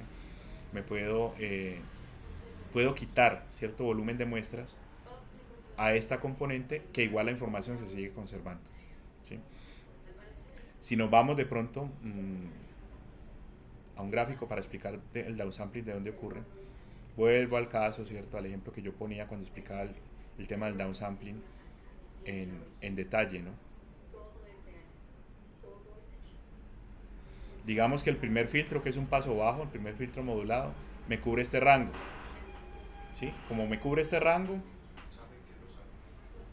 pues toda la información que pueda haber por acá se va a perder, ¿sí? El filtro se encarga de dejarme solamente esta información de aquí. De tal manera que yo pueda hacer un downsampling, me ahorro cierta cantidad de muestras que tiene la señal, y si lo hago y no me descaro mucho con el downsampling, la información original sigue estando allí sin solape. Pues este componente tiene la información exactamente de esa banda, no hay solape, no hay aliasing aquí, no se pisa con el vecino ni nada, y la información está ahí, ¿cierto? Sin distorsión, pero tengo menos muestras. Entonces, esta B0 de N tiene R veces menos muestras que esta aquí de N y contiene una fracción de la información que tiene la señal. Listo, espero pues que eso esté claro. Interrúmpame si es el caso, si no lo entienden. Entonces la idea del banco de filtro modulado es ese: descompongo la señal en una serie de bandas. El MP3 trabaja, MPEG, perdón, el formato de MPEG trabaja así para el audio. Entonces los bancos están modulados, como ya les había dicho. Tengo un HD0 de N, y dependiendo del valor de K, modulo o desplazo ese filtro omega sub K posiciones, donde omega sub K es 2πk sobre N mayúscula, ¿sí? N sería la cantidad de bandas que quiero manejar, cuántos componentes, cuántas divisiones quiero manejarle a la señal, ¿sí? Entonces aquí está el ejemplo muy claro, ¿no? Este es el espectro de H de 0, este es el espectro de H sub K que está centrado en omega sub K, donde omega sub K es 2π por K sobre N. ¿Listo? Tengo un montón de filtros aquí, uno vecino con el otro, cada uno está modulado a una frecuencia distinta. El primero es muy fácil porque está a una frecuencia de 0, los demás cada uno aparece un omega sub K distinto, y así de esa manera descompongo la información que trae la señal en un montón de subseñales, ¿cierto? De subbandas, que a la hora que yo necesite la información, pues vuelvo y la junto, ¿cierto? Con una mera sumatoria puedo recomponer la señal original. Entonces ese proceso de descomponer se llama análisis, como hemos hablado cuando se trató el tema de la transformada. Aquí tenemos un banco de filtros para análisis, ¿sí? Y dependiendo de cómo yo haga la reconstrucción o la síntesis, pues aquí requeriría entonces, aparte de un sumador, otros bloques adicionales que ahorita vamos a hablar un poquito de eso. Análisis, que es descomponer en bandas; síntesis, que sería reconstruir a partir de las bandas. En el formato de MPEG, por ejemplo, que se usa para comprimir el video, el audio particularmente, si la energía asociada a una de estas banditas de pronto no es muy alta, yo simplemente no la guardo. La información de esta componente no se guarda. Entonces de esa manera comprimo. Si no supera un umbral la energía asociada con esta de aquí, por ejemplo, digamos que esta es la que no tiene buena energía, pues en el archivo digital no aparecerá esta señal para la ventana que estoy analizando. Entonces me ahorro la información o los datos asociados a esta bandita para ese momento determinado. Entonces de esa manera puedo reconstruir después muy fielmente, muy parecido, casi que exacto a como venía la señal original, pero me he ahorrado esta señal, ¿cierto? Esta banda de aquí no tuve por qué agregarla porque no tenía energía importante. Entonces aquí está el proceso pues de análisis y de síntesis más simple posible. Descompongo la señal en bandas: x sub 0 de n, x sub 1 de n, x sub 2, x sub k de n, xn menos 1 de n, ¿cierto? Y si necesito la información original, simplemente la reconstruyo haciendo la suma aquí. Hay unos tipos de filtros, de bancos de filtros modulados que se llaman de reconstrucción perfecta, ¿sí? En donde yo hago esta descomposición, luego reconstruyo la señal y x de n es exactamente igual a la reconstrucción, como el nombre lo indica. La condición para que eso ocurra, ya hay algunas propuestas, el MPEG por ejemplo tiene un tipo de filtros de ese estilo. La condición es que sumando los espectros, tiene lógica, ¿no? Sumando los espectros de todos estos filtros, el resultado debe ser 1 para todas las frecuencias, omega. Si el aporte de todos estos filtros, cuando hago la suma, es 1, a la hora de la reconstrucción tendría yo la señal original sin ningún problema. Entonces, por ejemplo, este primer caso no me garantiza eso, ¿sí?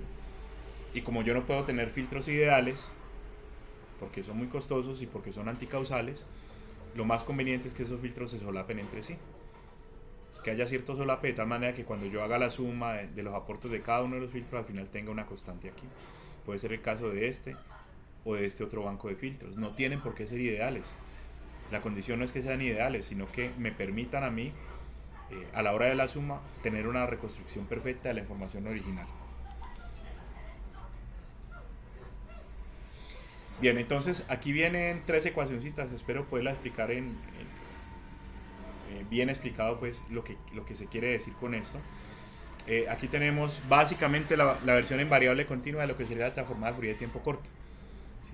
Se le llama transformada de Fourier de tiempo discreto dependiente del tiempo. Entonces aquí tenemos ya dos variables parecido al espectrograma en tres dimensiones que les comentaba ahorita, ¿no? Son dos variables de dominio. La transformada depende del tiempo y de una variable lambda que sería la frecuencia, digamos así, ¿sí? Este pedacito, esto que está aquí es una convolución básicamente, ¿cierto? Esto es una convolución. La convolución entre la señal y una ventana. Que ya si ustedes, en vez de hablar de ventana, me quieren decir, ¿eso es un filtro? Vale. Y si el viernes que hablemos de Weyl, en vez de decir filtro o ventana, me dicen función madre, vale también, ¿cierto? El significado de omega depende del tema que estemos hablando, pero el proceso que se hace para la señal es el mismo. Filtro la señal o enventano la señal x de n con esta señal w sub n, ¿cierto? Aquí hay básicamente una convolución. Y esa exponencial compleja que está por fuera de la convolución es lo que me permite pasar al dominio de la frecuencia, ¿sí? Paso al dominio de la frecuencia. Entonces, como la ventana es de duración finita, estos productos aquí pues también tienen cierta duración, a pesar de que m va de menos infinito a infinito. Tenemos aquí pedacitos de la señal, es mientras dure la ventana que este producto tiene validez, ¿sí? Pues a este pedacito de la señal, como hemos hablado ya varias veces, ¿cierto? A este pedacito de la señal le estoy calculando su transformada de Fourier para poder analizar en ese momento cómo está cambiando el espectro, cómo está el espectro. Listo. Esto es, si me permiten, una versión en variable continua de frecuencia de lo que ya hemos hablado, que sería la transformada de Fourier de tiempo corto, ¿sí? Si vamos a los bancos de filtros modulados,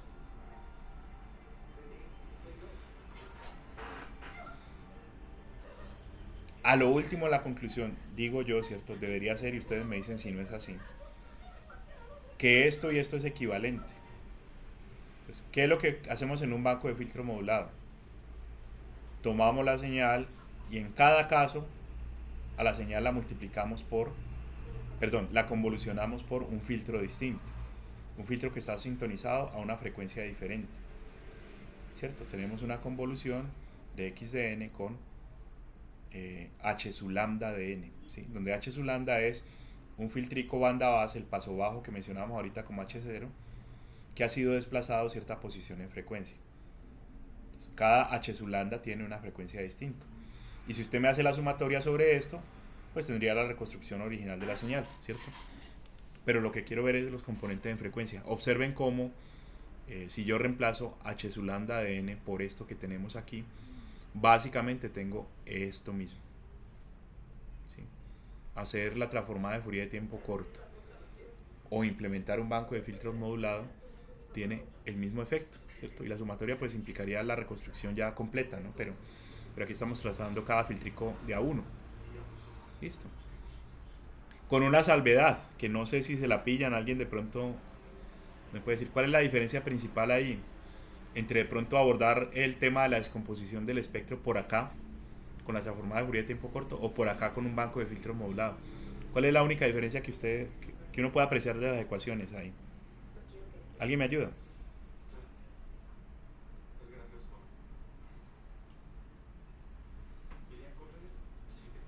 Bueno, yo contesto entonces. Ahí se me fue esto. Aquí. La diferencia es que este término que es h lambda en la otra tiene los tiempos invertidos con respecto a este. Esa es la única diferencia entre manejar un filtro de un banco de filtro modulado y la transformada de Fourier de tiempo corto que ya les expliqué. La misma cosa, excepto que aquí el filtro está al revés, si me permiten, pues así. El filtro está invertido. Listo. Y nuevamente la respuesta a esa pequeña diferencia, que es una diferencia en fase, es que si yo voy a estar mirando energía o potencia, o voy a mirar solamente la magnitud de la transformada, eso no se ve representado. Ese cambio en el orden de los... Habíamos dicho que cuando uno coge un XN y luego calcula X menos N, lo que está haciendo es invertir la señal. Entonces, esa inversión del filtro, de hecho también les cuento, la mayoría de los filtros son simétricos, así que esa inversión no le está haciendo ningún cambio. Pero si lo hubiera, sería un cambio en fase. Y como yo estoy viendo magnitud, estoy viendo energía o estoy viendo potencia, realmente ese cambio no tiene ninguna importancia. Listo. Y finalmente pues está el banco de filtros modulado, pero dejando el filtro fijo, que por aquí viene la wavelet. La wavelet viene por acá. El filtro está quietico todo el tiempo. ¿Sí? El filtro está quieto. Lo que modulamos es la señal. Pero toca meter este término que yo comentaba ahorita hace 2 diapositivas lo estaba comentando. Un término para que esto sea igual a esto, ¿no? Queremos que esto y esto sean iguales. ¿Sí? Entonces modulamos la señal, o sea, la que se mueve en frecuencia de la señal, la multiplico por el filtro, otra vez con su fase al contrario, ¿sí? Y bueno, en magnitud solo me interesa este pedacito, esto no tiene ningún aporte en magnitud y es equivalente al banco de filtros de acá. Entonces tenemos la transformada de Fourier de tiempo corto, el banco de filtros modulado que descompone la señal en diferentes bandas, ¿sí? Y por acá decimos, no, pues si quiere deje quieta el filtro, un único filtro, y va moviendo la señal en diferentes bandas de frecuencia. Que por acá, digamos, funciona la transformada wavelet como tal. Tengo un ejemplito sencillo. Esto es de audio, ¿sí? Lo desarrollamos con un estudiante, compañero, en algún momento de ustedes de la maestría. Ya terminó, ya defendió su tesis. Ingeniero mecánico, le estudiaba oscilaciones, digamos, mecánicas. Y de manera similar a lo que ocurre con las neveras, él tenía un problema de ruido ambiente, ruido de fondo, y él quería eliminar ese ruido, y lo que hicimos fue de alguna manera identificar en qué bandas, ¿cierto? De la señal está la frecuencia entre 0 y 1, ¿cierto? Este es el tiempo, aquí empezó a funcionar el aparato, digámoslo aquí, en este momento de tiempo empezó, y se identificaron unas bandas donde había un ruido fuerte asociado a las oscilaciones que él quería quitar, ¿sí? Aquí manejamos, si no recuerdo mal, 20 filtros distintos. El banco de filtros tiene 20 filtros distintos, ahí está el paso bajo que será el primero, y estos 3 que están en rojito, no sé si lo alcanzan a distinguir, correspondían a las posiciones en las cuales se caracterizó el ruido. El ruido estaba fuertemente representado en esas 3 posiciones. Y entonces, y miren la sumatoria de los filtros, lo que da más o menos constante, excepto por aquí y por acá. Es esta línea punteada que hay aquí abajo. Casi que es un filtro de reconstrucción perfecta, excepto en los extremos. Aquí sí no se cumple pues la característica que estamos hablando ahorita. Pero de todas formas, entonces se identificó que estos 3 que están en rojito representaban buena parte del aporte del ruido, ¿sí? Entonces en la reconstrucción no se pusieron. Entonces, esta es la señal, una señal ya normal, ¿cierto? Capturada con información de interés. Antes y después. Y no sé si alcanzan a distinguir, por ejemplo, que aquí hay una bandita en la cual como que se quita toda la información, ¿no? Se quita. Incluso creo que es para ventanas de tiempo distinto, porque no me parece que sea la misma información la que tiene esta y esta otra de acá. Aquí hay ruido, aquí no hay. Incluso se alcanza a ver una franja azul aquí, esto es consecuencia del filtrado, ¿no? En la reconstrucción, después del filtrado, no se agregan esos 3 filtros y entonces parte de la información desaparece, justamente la que tiene que ver con el ruido. Y se logró más o menos quitar ese ruido, ¿cierto? Y lo he propuesto también como tema, como para un trabajo de pregrado, hacer esto pero con el ruido ambiente de un aire acondicionado o de una nevera, ¿cierto? Ese zumbido también tiene unas características, unas frecuencias como particulares, y uno podría aplicar este método de la reconstrucción por bancos de filtros para eliminar esas componentes de ruido. Este es el filtro que se propone para el estándar MPEG, ¿cierto? Es un filtro paso bajos. Esta es la respuesta al impulso, o sea, el HDN. Esto es tiempo aquí, N, ¿sí? Y esta es la representación de la magnitud. La magnitud, como ven ustedes, un paso bajo, ¿sí? Un paso bajo. En este caso, el banco de filtro es de 32 filtros, si no recuerdo mal. Y entonces toca coger este mismo filtrico y modularlo, ¿cierto? Para que quede desplazado en diferentes posiciones de frecuencia. Eso de hecho aparece aquí para 4 de los filtros, el original y 3 copias centradas en frecuencias distintas. Listo. Al final, si uno reconstruye, sí le da perfecta la reconstrucción, o sea, es planito el espectro luego de sumar todos estos aportes. En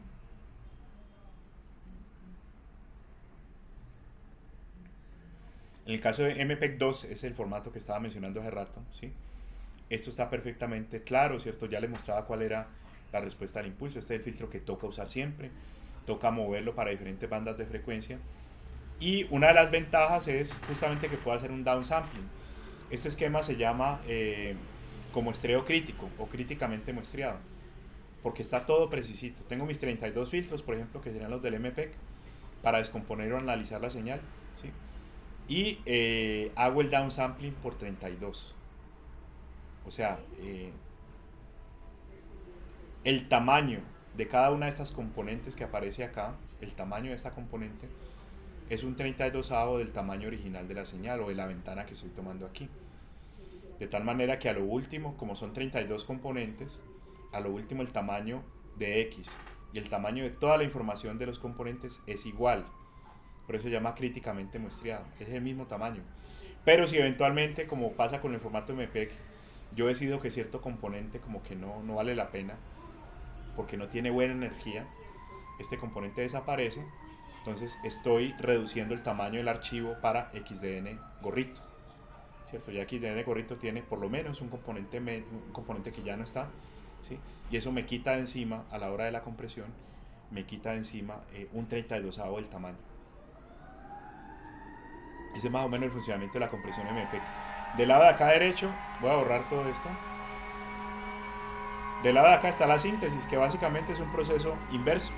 Si yo he hecho un downsampling aquí para obtener los componentes, entonces ahorita cada componente le hago un upsampling, como lo vimos en clase, ¿sí? Y luego paso por un filtro para que quede la información. Este upsampling replica, como recuerdan ustedes de la clase, replica las bandas, y aquí filtro para que quede solamente la banda en la posición original asociada con estos filtros de aquí, ¿sí? Pues uso un banco de filtros para descomponer y un banco de filtros para sintetizar la señal. Ya si me interesa el tema de la compresión, pues habría que poner unos codificadores aquí y acá que tomen decisiones de pronto de qué componentes vale la pena y qué otros componentes no vale la pena considerar a la hora de comprimir la señal, ¿no? Que es el caso del MPEG. Ya entonces, terminando, ¿qué nos queda? Nos queda la transformada Boylet, que básicamente es un banco de filtros modulado y unas características muy especiales para el caso de la transformada Boylet discreta, ¿cierto? Es un banco de filtros como el que hemos explicado aquí, pero tiene una característica de multiresolución que no tiene ni esta aproximación al problema, ¿no?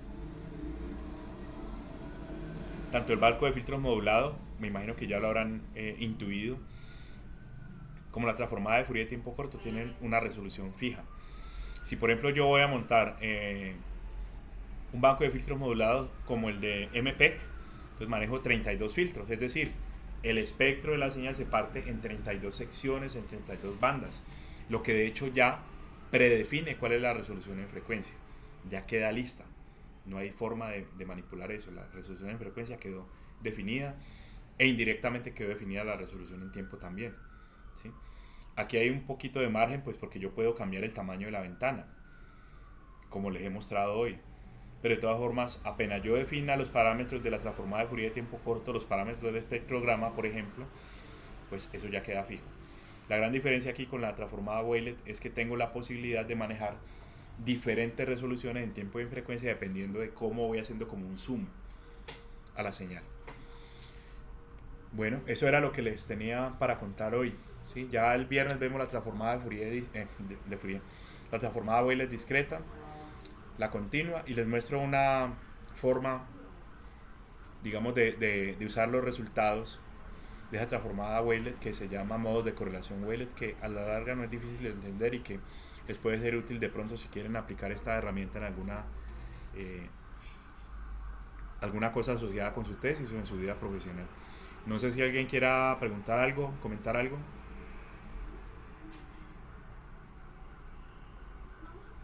Bueno, pendientes del WhatsApp. Listo. Porque voy a consultar con Melky, que es el último que me falta pues por preguntarle. Y si de pronto es posible la clase del próximo miércoles, la corremos al lunes. ¿Ok? Si es... Listo.